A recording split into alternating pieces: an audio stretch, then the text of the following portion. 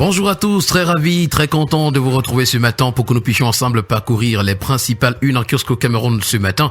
Et nous allons démarrer le périple de ce jeudi 20 février 2025 avec la grève salée à la sauce UQAM telle que nous le renseigne ce matin le quotidien Mutation. C'est près de 1000 hectares de champs incendiés et 50 000 tonnes de cannes perdues. L'entreprise annonce des pertes financières à hauteur de 5 milliards de francs CFA. L'information complète ce matin est à retrouver en parcourant la page 7. Également à lire dans les colonnes du journal ce matin. Aéroport de Yaoundé-Simalan, il s'écrase sur le tarmac. Et puis Cannes U17 2025, les lionceaux sont qualifiés.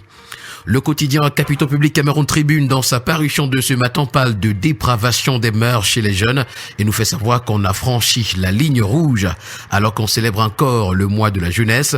Plusieurs faits marquants, notamment consommation des stupéfiants, sexe en milieu scolaire, avortement, violence, impliquant des jeunes défraient la chronique. Pour les parents, les enseignants et les responsables éducatifs, il est urgent de restaurer la morale et de reprendre en main les jeunes au risque de les perdre définitivement. Le focus que nous présente Cameroun Tribune à ce sujet est à retrouver ce matin des pages 19 à 21.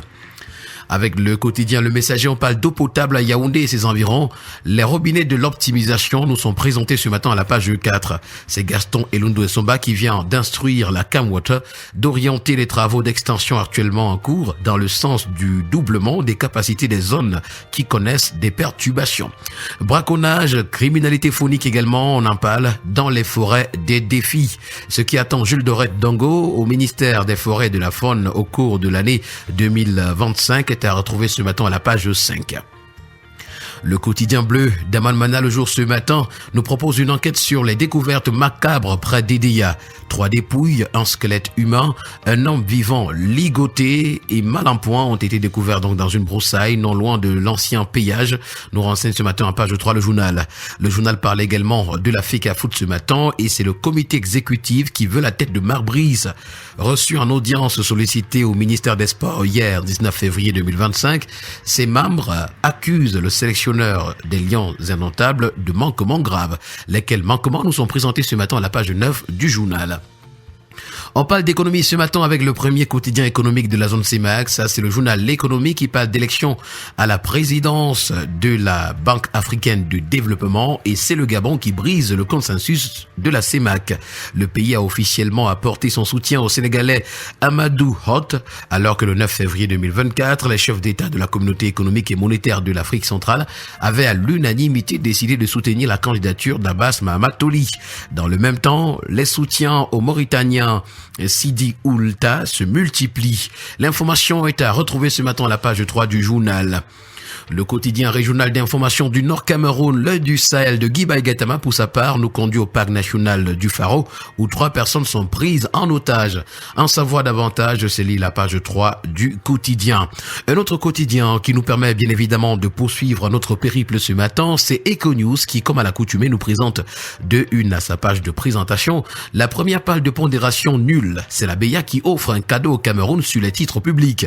Et pour la seconde, on parle de CEMAC, avec la BEA qui lance une stratégie ambitieuse pour doper l'inclusion financière. Le bi-hebdomadaire Le Financier d'Afrique ce matin s'intéresse également à l'Afrique centrale. La stratégie régionale d'inclusion financière de la BEA 2025-2029 nous est amplement présentée d'un coût prévisionnel de 43,8 milliards de francs CFA. Elle vise à lever les contraintes au niveau de la demande et de l'offre, mettre en place le cadre juridique et réglementaire approprié et développer l'environnement du secteur financier de la sous-région. L'hebdomadaire bilingue d'enquête, d'analyse et de débat Forum Libre ce matin nous fait savoir que face à l'abandon du président Biya, le Grand Nord exprime sa colère. Voyage au cœur des raisons de l'indignation, des problèmes rencontrés et des doléances présentées par des populations aux représentants du chef de l'État. C'est à retrouver ce matin des pages 5 à 7 du journal.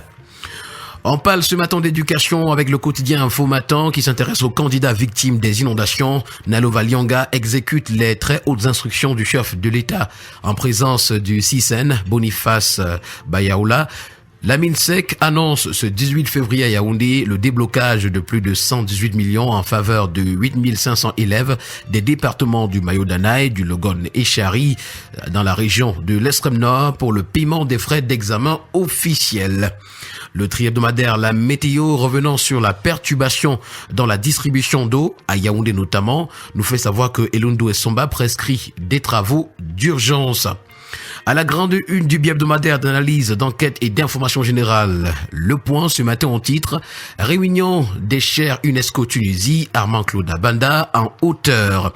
À l'occasion de ce rendez-vous du donner et du recevoir digital, l'informaticien camerounais de haut vol a révélé qu'il a créé une cellule permettant d'évaluer le degré d'autonomisation des jeunes et des femmes formées au TIC. Le journal Le Point fait pour nous le point du jeudi ce matin à la page 7. Avec conjoncture économique, on parle d'énergie électrique au Cameroun également, transport et distribution déplorable d'après le journal, avec une puissance hydroélectrique potentielle estimée à 23 000 MW, soit le deuxième pays du continent africain en termes de potentiel et le 18e à l'échelle mondiale. Le Cameroun peine encore à atteindre son autosuffisance énergétique, ce dans un contexte où le pays continue d'accroître son offre avec la construction de la mise en service de nouveaux barrages. C'est une information ce matin à retrouver en page 9. Avec le journal Ligne d'horizon, on parle ce matin des sociétés initiatiques et la longévité au pouvoir. En savoir davantage, c'est lire les colonnes du journal. Et nous continuons ce matin avec Écho du Parlement qui parle de nécrologie. Le Sénat perd 2 ténors, nous renseigne le journal. Calvin Zhang Ouyono, sénateur de la région du Sud, est décédé le samedi 15 février 2025 à Yaoundé des suites de maladie. Quelques jours auparavant, c'était le 1er février dernier, c'était au tour du sénateur Sa Majesté Tuétué Mbokoko Rodrigue, sénateur de la région de l'Ouest et membre de la commission des affaires étrangères, de tirer sa révérence. Nous continuons ce matin avec le quotidien d'information générale et d'enquête Le Témoin qui parle de modernisation des soins de santé, le rôle trouble de l'Ordre national des médecins du Cameroun nous est présenté. Et on reste en santé ce matin avec le quotidien Éco Santé qui revient sur l'affaire des triplés à l'hôpital général de Douala. Les nourrissons sortent des couveuses, nous renseigne le journal. Ils ont regagné le domicile familial. C'était le mercredi 19 février 2025, accompagnés de leurs parents et de leur grande-mère. Et nous allons poursuivre avec le Popoli Creator Salle qui s'interroge au sujet de l'église catholique romaine. Qui sera le prochain cardinal camerounais? Le positionnement bat son plein au sein des confréries au Cameroun, nous renseigne le Popoli. Pour le quotidien L'Info à chaud, on parle de la réaction à chaud suite à la décision du jury d'appel de la CAF en sa faveur. La tricherie ne passera que pour un petit moment, s'exprime ce matin Samuel Eto'o-Fils, le président de la FECAFOOT. C'est à retrouver en page 10 ce matin. Et puis, nous allons terminer ce matin avec le quotidien Le Citoyen qui s'intéresse à LTM Télévision.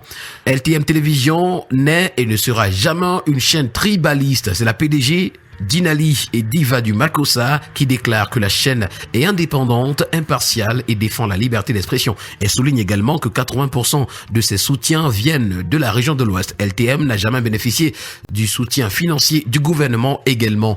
Toutes ces informations sont à retrouver ce matin en parcourant les colonnes du quotidien Le Citoyen. Et voilà qui nous permet, mesdames et messieurs, de mettre un terme à cette sortie de la revue de la presse camerounaise. Rendez-vous demain pour l'édition suivante.